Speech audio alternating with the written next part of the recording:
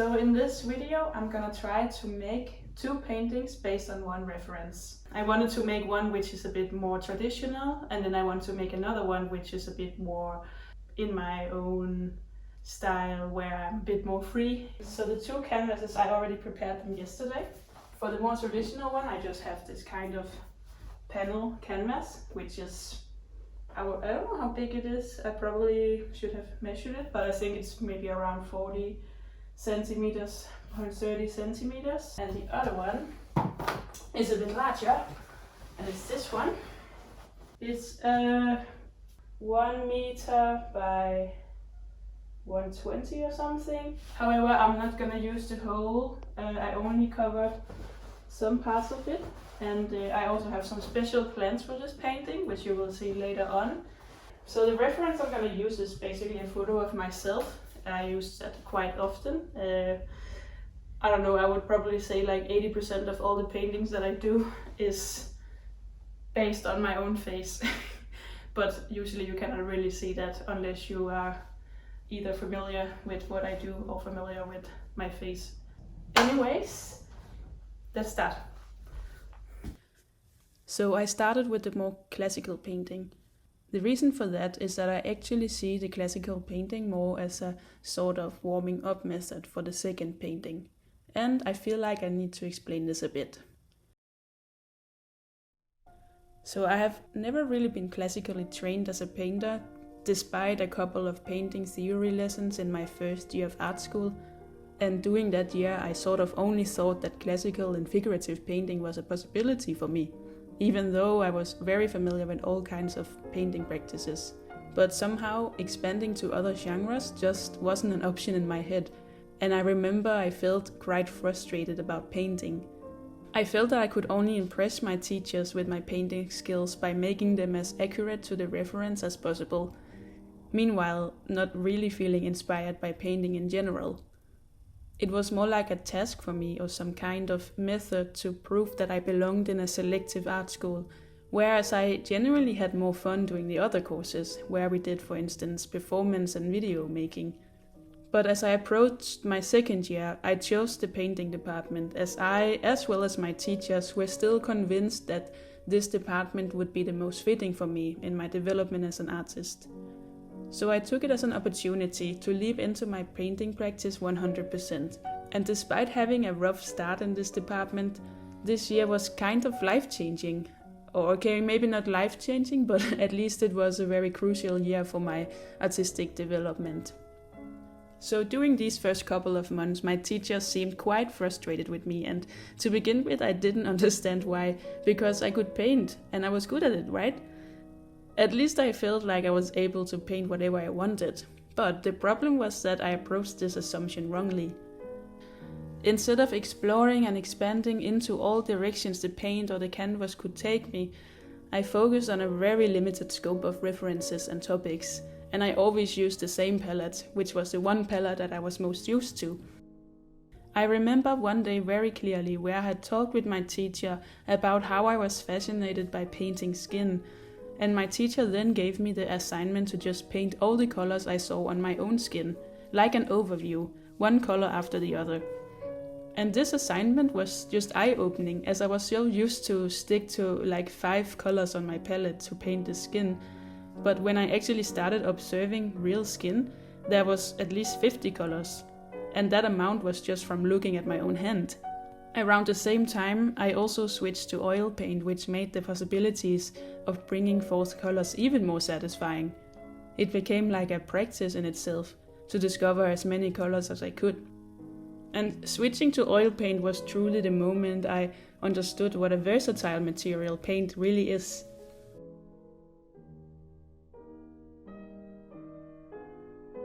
A little bit later in the same school year, and still pretty frustrated with my own development, I remember cutting up all of my old acrylic paintings into fun shapes, and for the assessment of the year I hung them up all on a clothing wire as some kind of pieces hanging to dry. And it was so fun and refreshing to see my old painting pieces being presented like that and sort of given new life.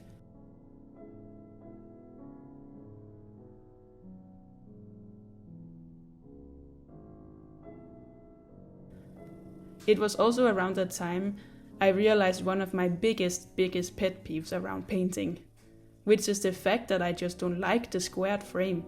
And actually from this moment I haven't really framed a single painting, or at least not in the traditional sense. It has become a goal to always find ways of presenting and painting the most suitable way for the composition and the motive of the painting, and not just taking this part of painting for granted by giving it a generic squared frame.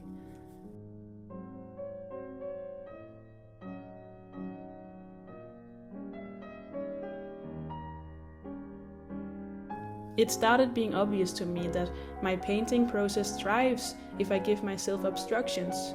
Using a strange canvas, or painting with a broken brush, applying too much linseed oil, or working from a super blurry reference photo, and so on.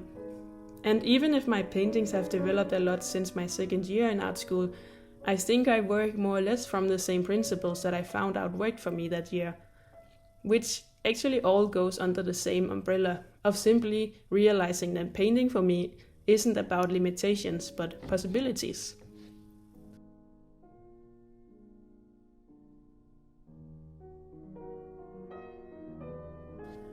So to go back to the reason for why I see classical painting as a warming up practice, I would say that it is a moment for me to become hyper-focused on actually observing what colors and what shapes are there.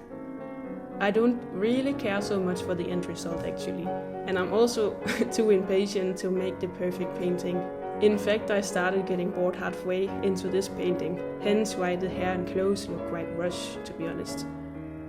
What is most important in this process is that it forces me to paint what I actually see rather than what I think I see.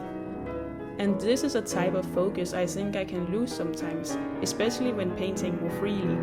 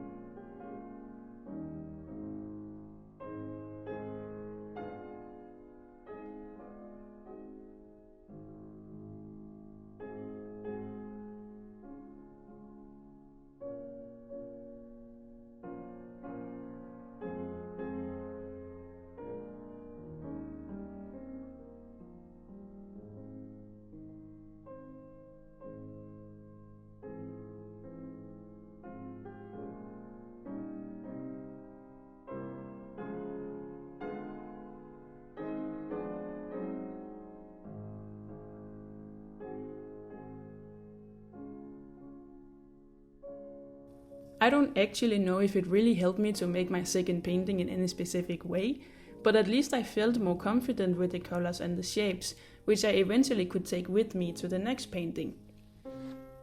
In my second painting, the one you see me working on now, I actually stopped looking at the original reference quite quickly.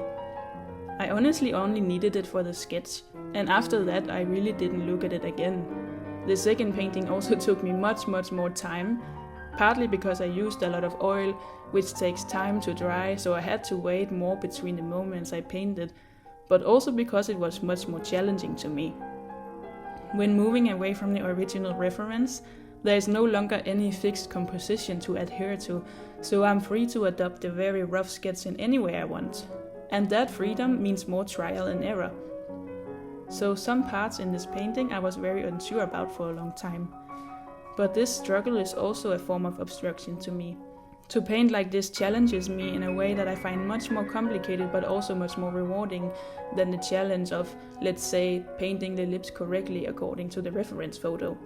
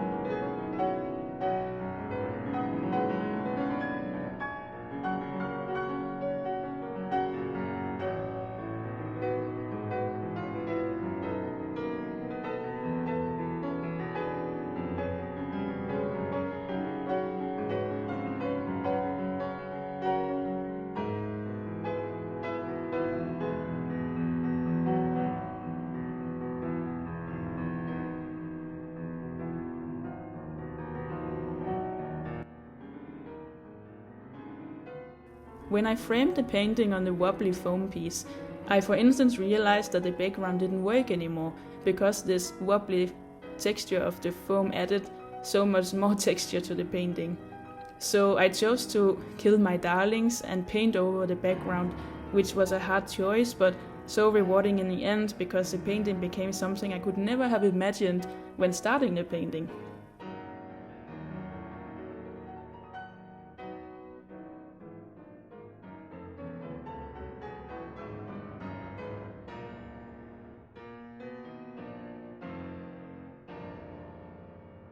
So to conclude, I don't make classical paintings very often, and when I do, I don't really feel the need to, for instance, add them to my portfolio. To me, they don't have the same feel of satisfaction as the painting I make when I go more wild and explorative with the reference. That said, I think I can learn from the process of making classical painting, and to be completely honest, I also want to keep my classical composition skills intact. It is still part of my painting practice somehow, and it does influence how I paint. And who knows, maybe someday I will actually have a period of painting super realistic paintings. So I cannot exclude that scenario because it would go against my mentality of thinking in possibilities rather than limitations.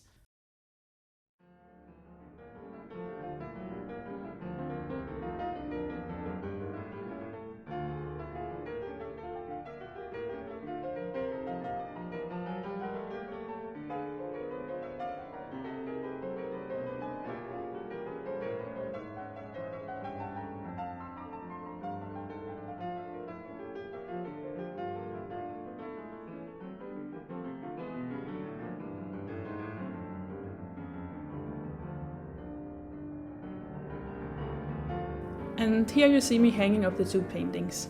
I'm sure you would already have guessed, but I'm definitely more proud of my second painting. I think the grey background really elevated the composition, and by just leaving these 3 vermilion colored lines as rough suggestions of the original composition, I think I have managed to create something quite interesting, if I should say so myself. But as I said in the beginning, the first painting was after all more a study than anything else, and certainly never something I could show on my website or in my portfolio. But one of the important reasons why I wanted to make a YouTube in the first place is to show all aspects of a painting practice, in this case mine, which also oftentimes involves making work that you're not necessarily proud of but nonetheless can give you something valuable. And in this case I'm convinced that it somehow was part of making the second painting more convincing.